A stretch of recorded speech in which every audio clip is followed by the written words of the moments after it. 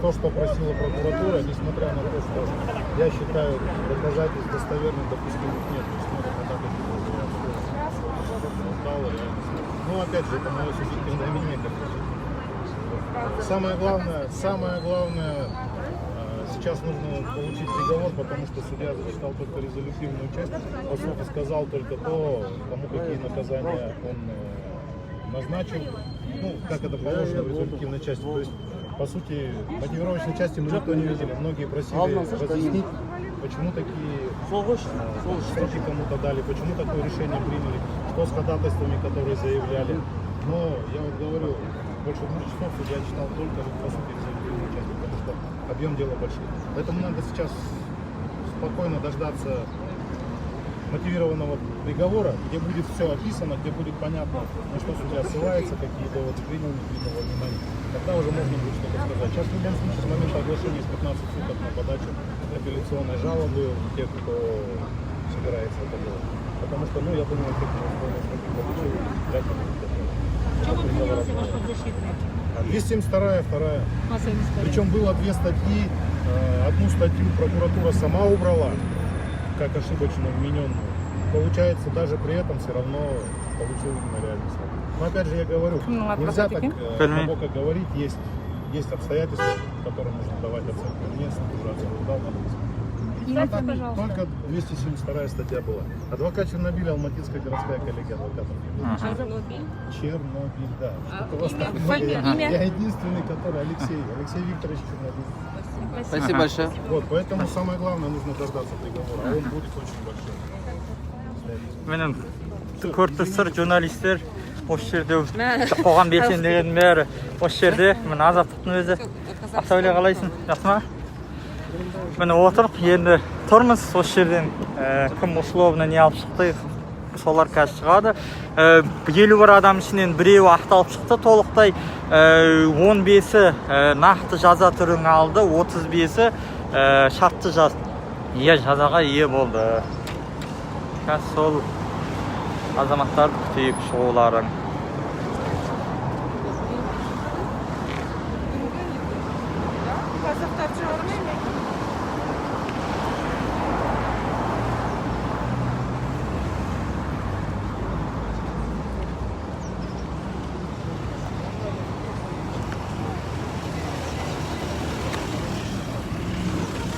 Көрейік неқті тағы сұхбат алынып жатыр.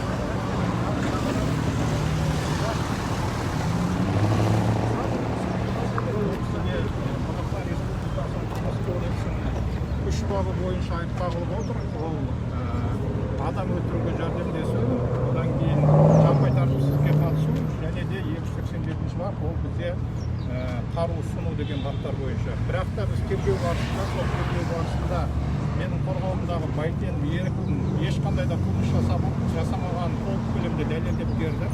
Сот отырысы барысында қорғау жағына және де сотқа қатысушыларға сіздер дәлелдемелерді ұсыныңыздар, дәлелдемелерді біз толық көлемде қарап, зерттеп, әділетті объективті жан-жақты зерттеп, нақты заң шешім қабылдаймыз деп айтқан болатын. Бірақ та қазіргі таңда соттың тарапынан қандай да бір әділ шешімнің шыққаны жоқ, әділ шешім. Өйткені соттың шешімі қазіргі таңда заңсыз және әділетсіз деп ойлаймыз. Өз тарапынан мен субъективті соған байланысты апелляциялық шағымды береміз. Жоғарғы сотқа дейін барамыз, әділетсіздік орындалмаса, жоғарғы соттан да әділетсіздік болмаса, онда ары қарай келесі сатыларға біз шығамыз.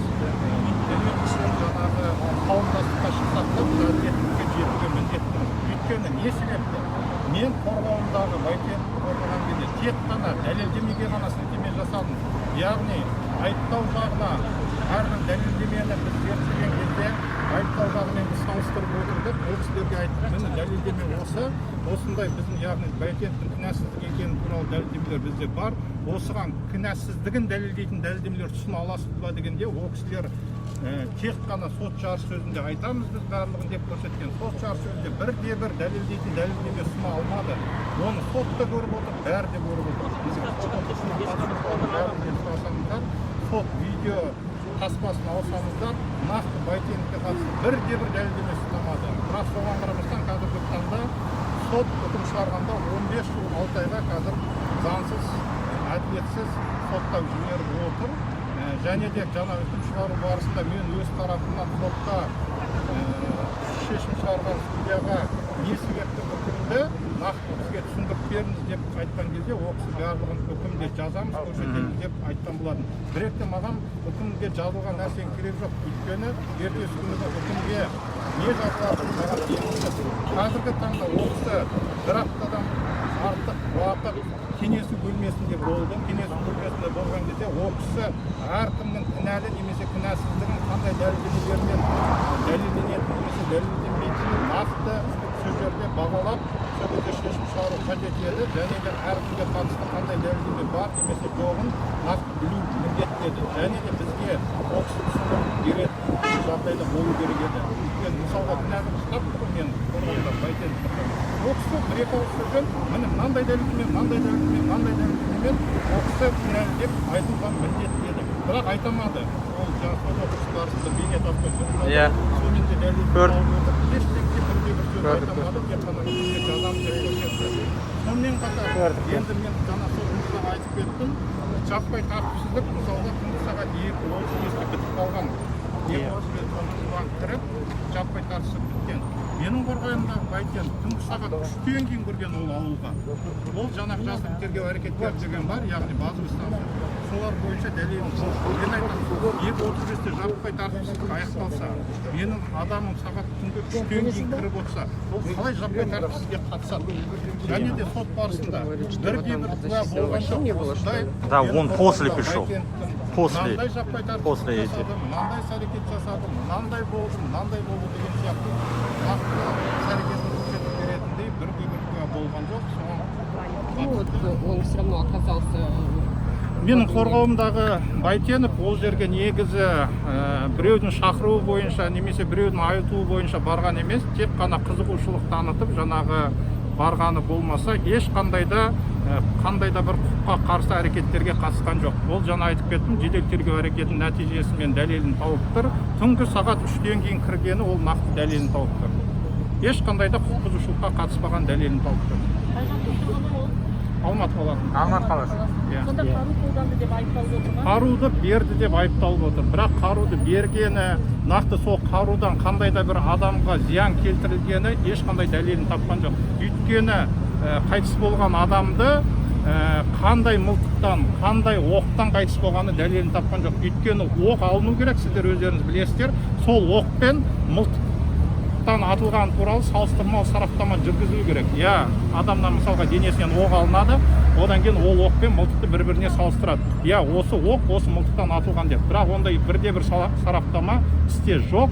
Және де жәбірленушінің жауаптарын жоққа шығаратын мүддесіз куәлер бар бізде. Ол куәлер яғни жаңағы АЗС заправкасының операторы және де қарауылы, ол кісілер ол мәйітті Нива автокөлігімен алып кеп тастап кетті деп көрсетіп отыр.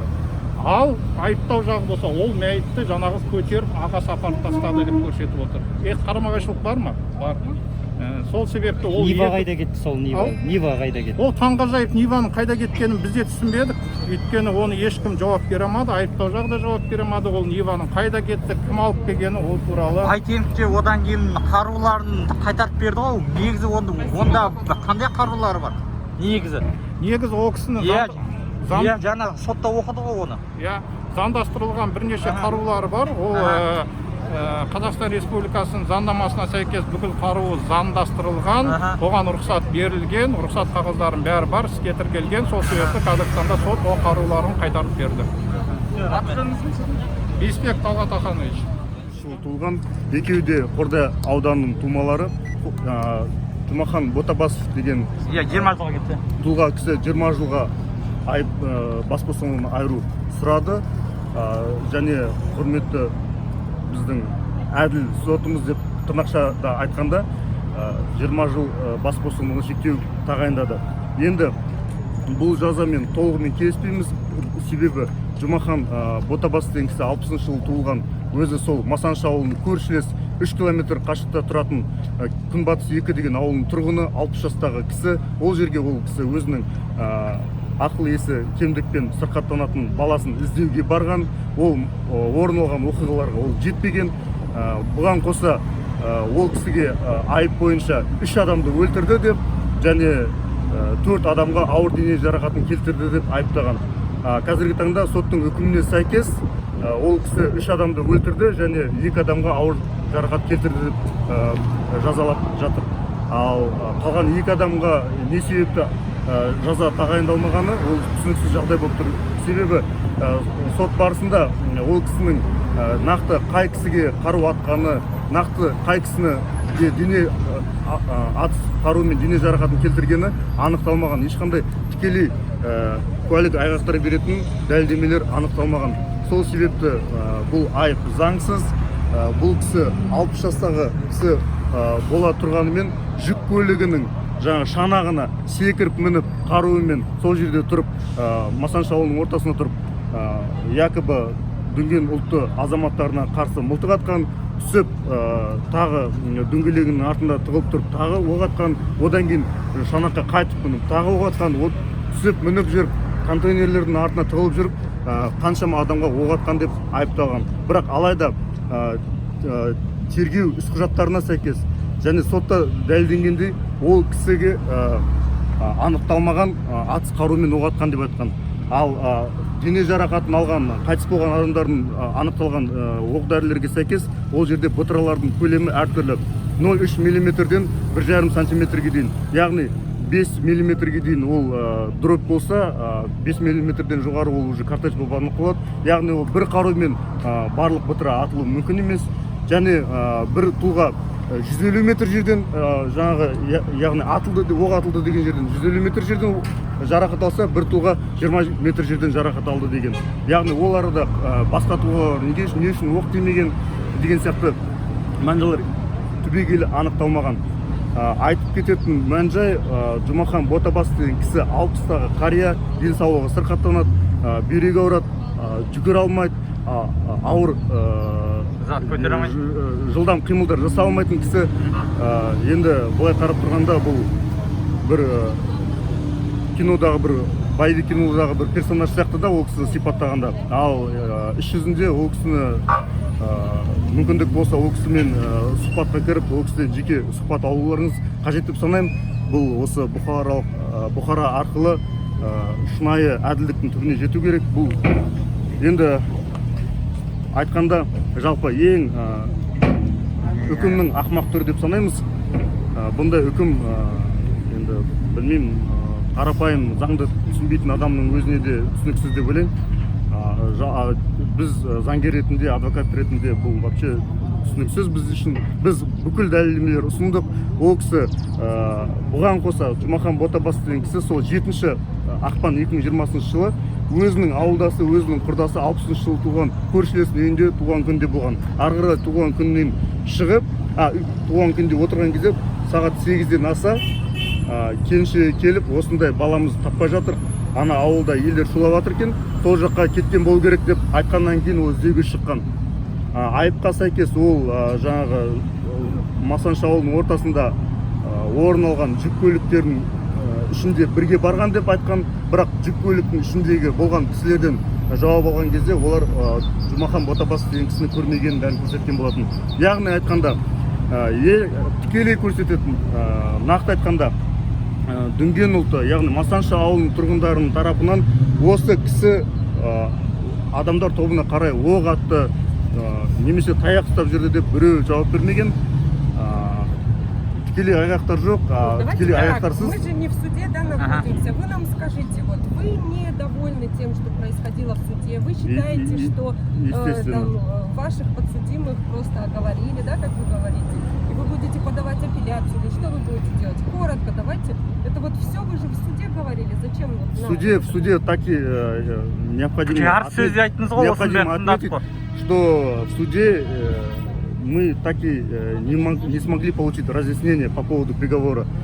Почему Ботабасову вменяют обвинение по убийству 3 человек и по нанесению тяжкого вреда 4 лицам, однако в приговоре суд указал на 3 которые умерли впоследствии, и на двоих, которые получили тяжкие телесные повреждения, Ранение. огнестрельное ранение. Вот. Содан кейін сұрақ, вот этот сұрақ, момент, сұрақ, уточняющий. скажите, ваши, получается, обвиняются в убийствах, да? Ваши Да. оба подзащитника. А второй, Марлен Калмахамбетұлы Карибаев, он туда поехал по просьбе своего дальнего родственника. Там оказался, можно сказать, не по собственной воле. И он, по версии следствия, по версии обвинения, также по версии приговора, он якобы совершил массовый беспорядок, находясь в селе Масанши и Алхатты Буларбатыр. Также совершил убийство одного человека, лица дуганской национальности. Ну, а на самом деле?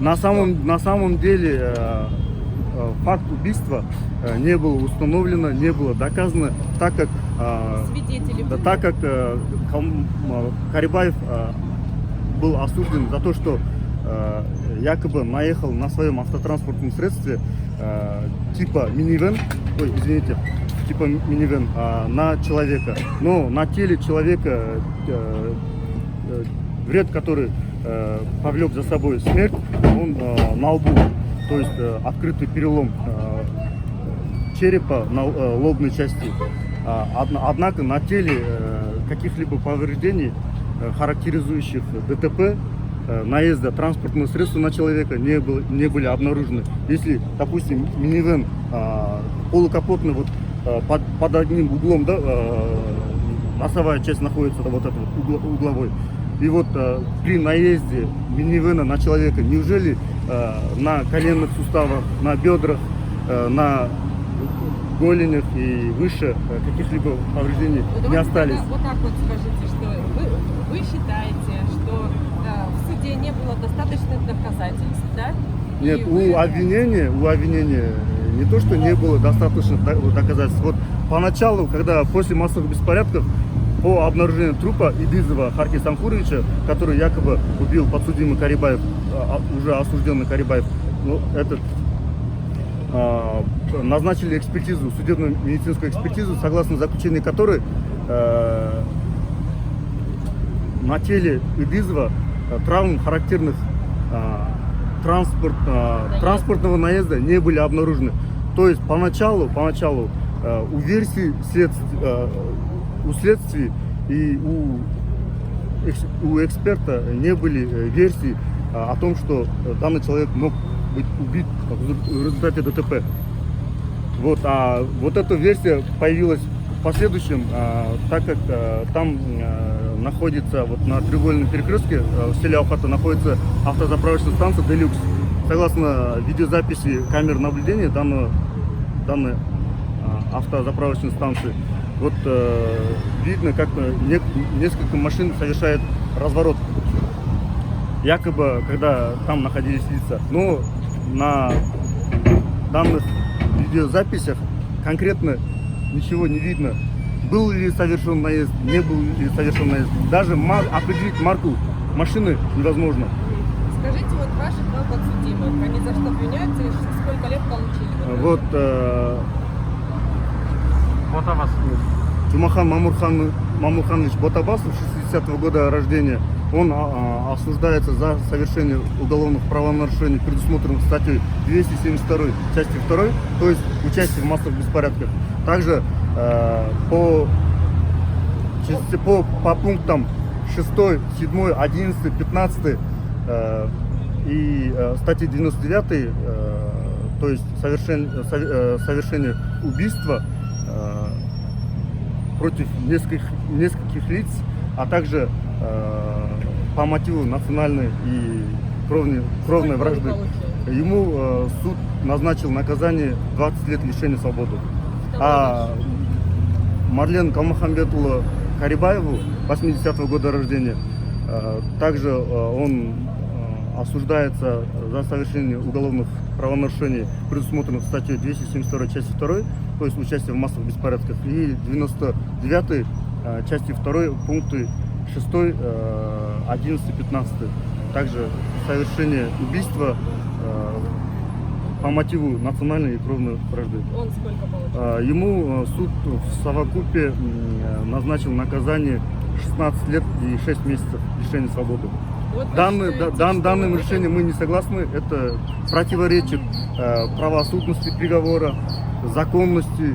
В судебном рассмотрении мы не раз сталкивались о допущениях нарушения норм Ну, уголовно-процессуального давайте законодательства вы в части всесторонности, полноты и объективности рассмотрения дела. Лично мной был заявлен отвод в суде, который рассматривал председатель ШИМУ. Однако отвод был отклонен. А по какой причине отвод?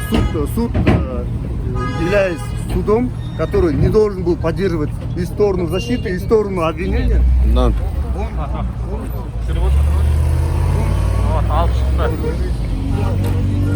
Обвинения. То есть самостоятельно, без постановления, самостоятельно привлек специалиста, чтобы путем монтажа получить увеличенный вариант видео.